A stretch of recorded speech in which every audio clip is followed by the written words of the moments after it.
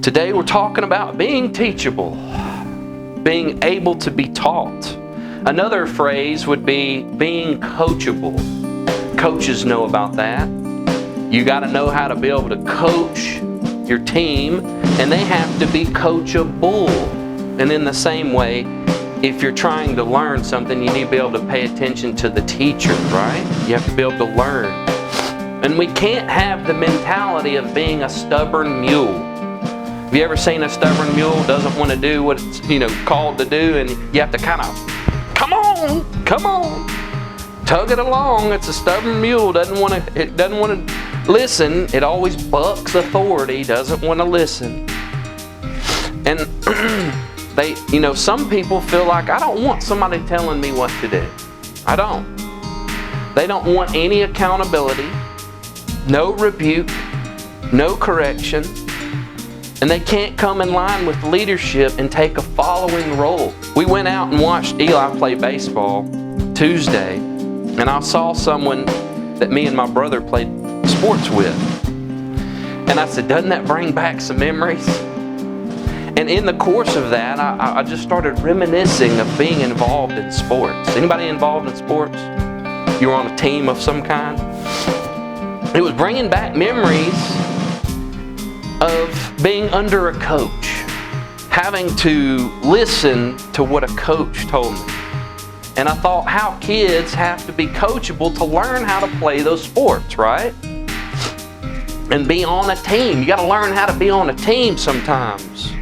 And sometimes you don't like how the coach is always on your case or making you do hard things. You don't like that. It's hard. It's tough.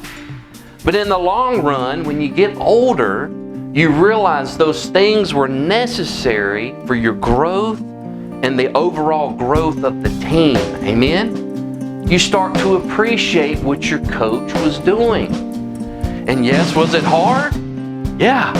There are times I look back and remember being on teams and I could have quit 1,000 times. I could have walked away from this so many times of things that were just hard and things that I didn't agree with that the coach was doing.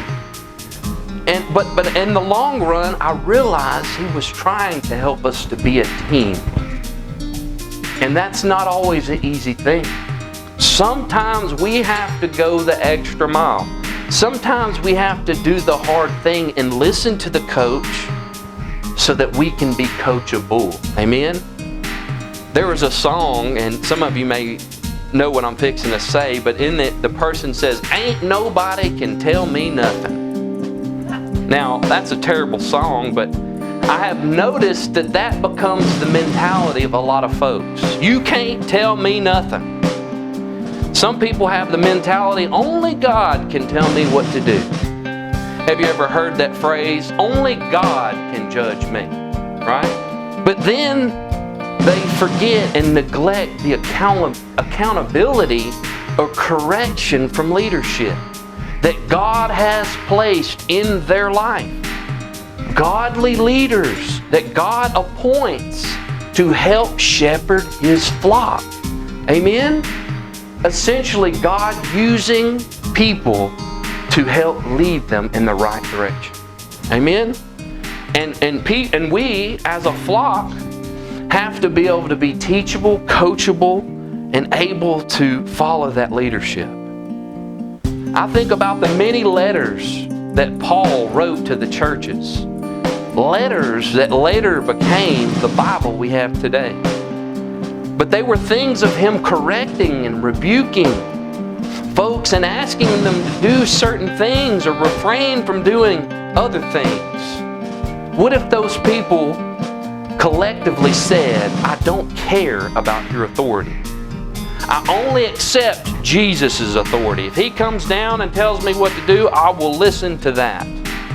How prideful is it to not acknowledge godly leaders in our lives that God uses?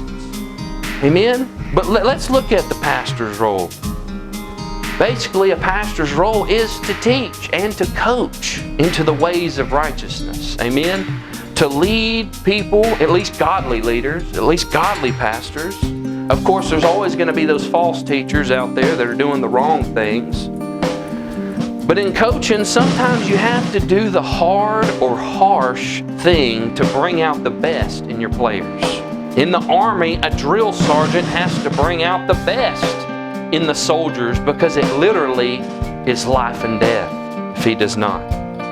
How much more should a pastor at times? Of course, it's always with the understanding of bettering someone. Amen? But tough love is a very real thing. And sometimes people don't need to be coddled in their sin. Jesus wasn't always meek and mild. People always like to say, oh, well, you need to be more like Jesus. He was meek and mild. Well, hold on, I remember some scenarios here. And I don't think He expects pastors to be that all the time either. I think it's both. Times of great gentleness and grace, but also times of strictness and sternness to correct, to rebuke, to sharpen you. Amen? But if a pastor is to do that, you have to be able to receive that. Not reject it. Not buck it. Not fight against it. But receive it. Welcome it. I want more. Give me correction.